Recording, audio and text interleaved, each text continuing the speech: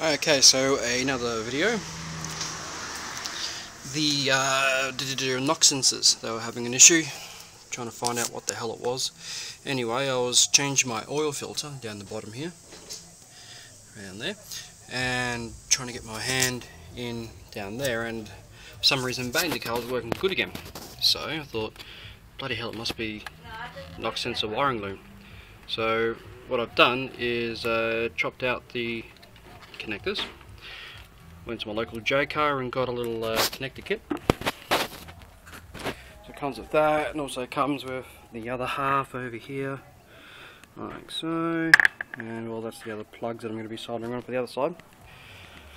So yeah, I could have just like wired them up and solder and put a bit of heat shrink tube over them, but I thought I might as well keep it a connector style. So yeah, just got to chop those off there now. And you'll actually see also there's a crack straight down there. I think that was causing the wire to come on and off. So I've just chopped that connector off, and then basically what I'm doing is getting my little wire snippers out and just free up a little wire. Then do all the rest as such. Grab one of our, much easier if I had two hands, but anyway. So yeah, you're basically just grabbing that, and we're making a little twist on the end of it. Okay, that one's not going to go there. Let's try grabbing another one. Okay, let's have a look. Okay.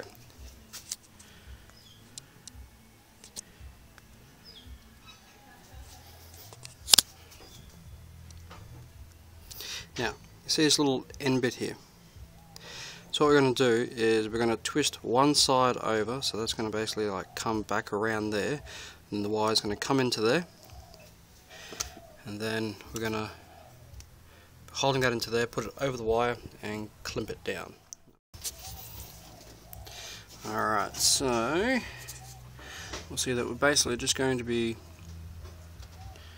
sliding the wire up into the gap there, like so, then just pulling down on it, and it will hold. Let me just cut that on a bit better. There we go. So you see, by holding that one side, you've got it ready to be soldered.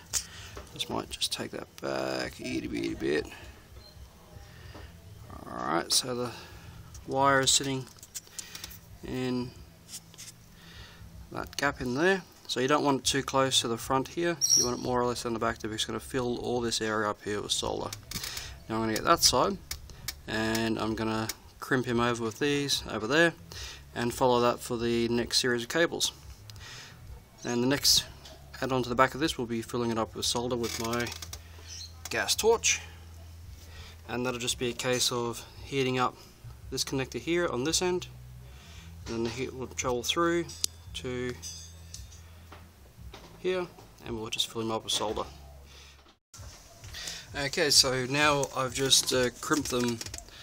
Let's have a look, there we go. Now I've just crimped them all on, and if you really wanted to do this properly, what you could do is get some of this black heat shrink tubing before you put the cable on to the connector, and like you just have the heat shrink tubing down here. Once that's on, you move the heat shrink tubing over the top here and just heat it up, and it would make a, you know, I guess a more longer lasting connection, but hey, I forgot.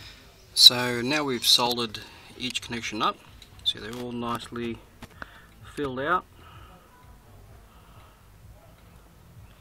Then if we have a look at our plug connector, let's see if we get the correct light. There we go. Yeah, come on, come on, come on. You might be able to see it from here.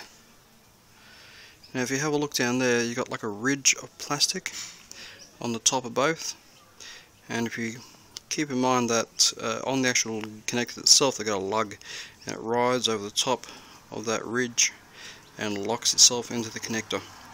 So you'll see on the reverse side of these, actually the top side, you've got that lug there. So that there gets stuck in as you push it in, and that's how it clips into the connector. So they clip into the back, and then the front side clicks in to the front side of that, and that's it. So now what we're going to do is make sure we're going to color code our wires correctly. That one to that one, that one to that one, blah blah blah. And just continuously keep in mind that you might be upside down while you're trying to think about it, but yeah, okay, I'll plug those in now. So now we've pushed all the connectors in the plug, correctly coded up. Just do a quick double check of the wires to wires before we plug it in, and it's just a matter of pairing them up, plugging them in, turning them on. And just to make everything look a bit pretty, we've secured it back to the original location and with a zip tie. So that's going absolutely nowhere. Now, for the test,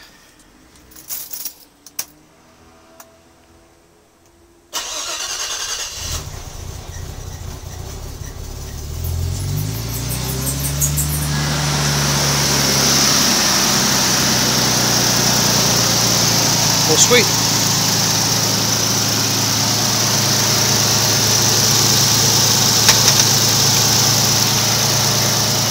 Next thing to do is, as you heard before, starts up.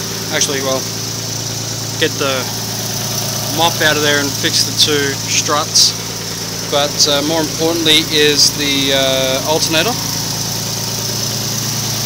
It's got a, don't really want to point at while the car's still running, but if you see the alternator there, you've got a nut that can tighten it up, so we'll tighten it up in the next video. Alright.